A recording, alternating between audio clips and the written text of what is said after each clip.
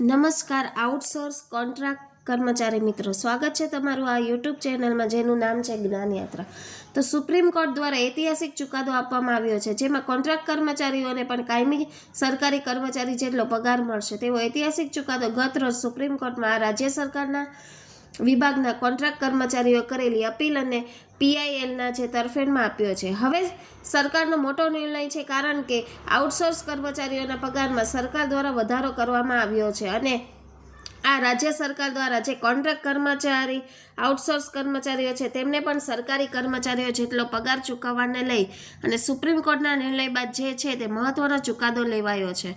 જાણીશું આજના વિડીયોમાં વિગતવાર કે આઉટસોર્સ કોન્ટ્રાક્ટ કર્મચારીઓના પગાર વધારાને લઈ કઈ રાજ્ય સરકાર દ્વારા સુપ્રીમ કોર્ટના ચુકાદા બાદ મહત્વપૂર્ણ નિર્ણય લેવાયો છે. આજના વિડીયોમાં આપણે વિગતવાર ચર્ચા કરીશું, તો વિડીયોના અંત સુધી બન્યા રહો. જો ચેનલમાં આપ નવા સબસ્ક્રાઈબર હોય તો અમારી ચેનલને સબસ્ક્રાઈબ કરી બાજુમાં રહેલું બેલ આઇકોન દબાવવાનું ભૂલશો નહીં.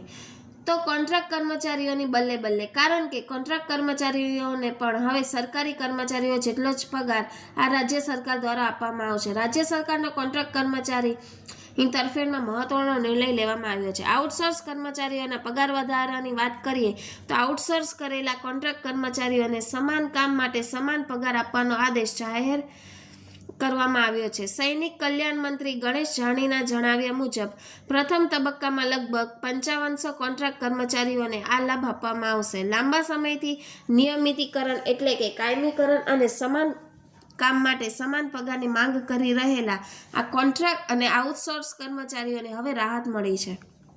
આ કર્મચારીઓ લાંબા સમયથી સરકાર સમક્ષ પોતાની માંગણીઓ મૂકી રહ્યા હતા.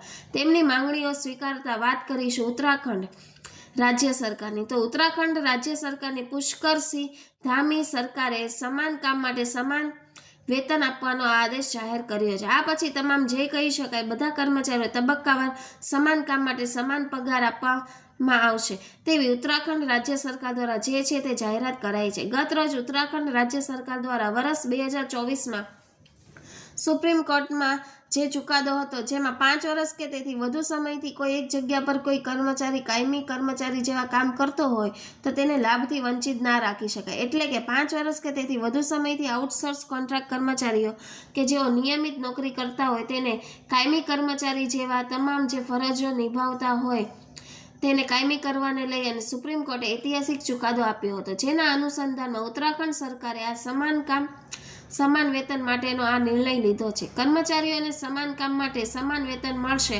તો ઉત્તરાખંડના કર્મચારીઓ ઘણા લાંબા સમયથી સમાન કામ માટે સમાન પગાર નિયમિતીકરણ અને અન્ય માંગણીઓ માટે વિરોધ પ્રદર્શન કરી રહ્યા છે. આ મામલો 2018થી ચાલી રહ્યો છે, જ્યારે નૈનીતાલ હાઈકોર્ટે એક મહત્વપૂર્ણ ચુકાદો આપ્યો હતો, જેમાં સરકારને તમામ પ્રાયોજિત ઉપનલ કર્મચારીઓને નિયમિત કરવાનો નિર્દેશ આપ્યો હતો. નૈનીતાલ હાઈકોર્ટે રાજ્ય સરકારને ચેતવણી આપી હતી કે જો આદેશોનું પાલન નહીં કરવામાં આવે તો સરકાર સામે અવમાનની કાર્યવાહી શરૂ કરવામાં આવશે. ત્યારબાદ સરકારે સુપ્રીમ કોર્ટમાં અપીલ દાખલ કરી હતી, જેને પણ સુપ્રીમ કોર્ટે ફગાવી દીધી હતી. જોકે આ પછી પણ સરકારે નિયમિતીકરણ પ્રક્રિયા શરૂ કરી ન હતી. ઉત્તરાખંડમાં હાલમાં 22,000થી વધુ આઉટસોર્સ કોન્ટ્રાક્ટ કર્મચારી ઉપનલ કર્મચારીઓ કાર્યરત છે, જેમાંથી 8,000થી વધુ 10 વર્ષથી વધુ સમયથી કાર્યરત છે અને તેમને નિયમિતીકરણના દાયરામાં સમાવી શકાય છે. સરકારે આ કર્મચારીઓને સમાન કામ માટે સમાન પગાર આપવાનો નિર્ણય લીધો છે. સુપ્રીમ કોર્ટે આપેલો મહત્વપૂર્ણ ચુકાદો. તો માનનીય સુપ્રીમ કોર્ટે આ મામલે એક મહત્વપૂર્ણ ચુકાદો આપ્યો હતો. સુપ્રીમ કોર્ટે જણાવ્યું હતું કે સમાન કામ માટે સમાન વેતન એ દરેક કર્મચારીનો મૂળભૂત અધિકાર છે. બંધારણના અનુચ્છેદ 14, 16 અને 39D આ અધિકારની ખાતરી આપે છે. તેથી કરાર અને કામચલાઉ કર્મચારીઓને કાયમી કર્મચારીઓ કરતાં ઓછો પગાર આપવો એ સ્પષ્ટ અન્યાય છે. કોર્ટના આદેશ અને કર્મચારીઓની માંગણીઓના પ્રકાશમાં સરકારે મુખ્યમંત્રીશ્રીની અધ્યક્ષતામાં મળેલી બેઠકમાં આઉટસોર્સ કર્મચારીઓ અને કાયમી કર્મચારીઓ જેટલા જ પગાર અને તમામ લાભો આપવાનો નિર્ણય લીધો છે. આ કર્મચારીઓને સરકારી કર્મચારીઓ જેટલો જ પગાર મળશે તો આઉટસોર્સ કર્મચારીઓને સમાન કામ માટે સમાન પગાર ચૂકવવામાં આવશે. ગત રોજ મળેલી મુખ્યમંત્રી શ્રી પુષ્કરસિંહ ધામીની અધ્યક્ષતામાં મળેલી કેબિનેટ બેઠકમાં નિર્ણય લેવામાં આવ્યો હતો કે પ્રથમ તબક્કામાં આ લાભ 12 વર્ષ કે તેથી વધુ સેવા ધરાવતા કોન્ટ્રાક્ટ અને આઉટસોર્સ ઓપનલ કર્મચારીઓને આપવામાં આવશે. આશરે 5500 કર્મચારીઓ આ લાભ માટે પાત્ર થશે. લશ્કરી કલ્યાણ સચિવ દીપેન્દ્ર ચૌધરી દ્વારા એક આદેશ જાહેર કરવામાં આવ્યો હતો. આ પછી કર્મચારીઓને તેમના આંદોલનને સ્થગિત કરી દીધા છે અને તેમની નોકરી પર પાછા ફર્યા છે. આ સરકારના નિર્ણયથી 22,000થી વધુ આઉટસોર્સ કર્મચારીઓને સીધો લાભ મળશે.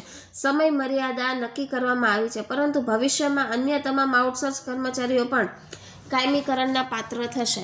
હાલમાં ફક્ત 5500 કર્મચારીઓ જ આ લાભ માટે મળવાપાત્ર રહેશે, પરંતુ તે તબક્કાવારી રીતે બધા કર્મચારીઓને આપવામાં આવશે. જોકે સરકારે આ પ્રક્રિયા માટે કેટલો સમય અને કેટલા વર્ષ ચાલશે તે નક્કી કર્યું નથી, પરંતુ સુપ્રીમ કોર્ટના ચુકાદા બાદ ઉત્તરાખંડ સરકાર દ્વારા કોન્ટ્રાક્ટ કર્મચારીઓને સરકારી કર્મચારી તરીકે જાહેર કરી, નિયમિત કરી અને પગાર જે છે તે સમાન કામ માટે સમાન વેતન આપવાની જાહેરાત કરી છે.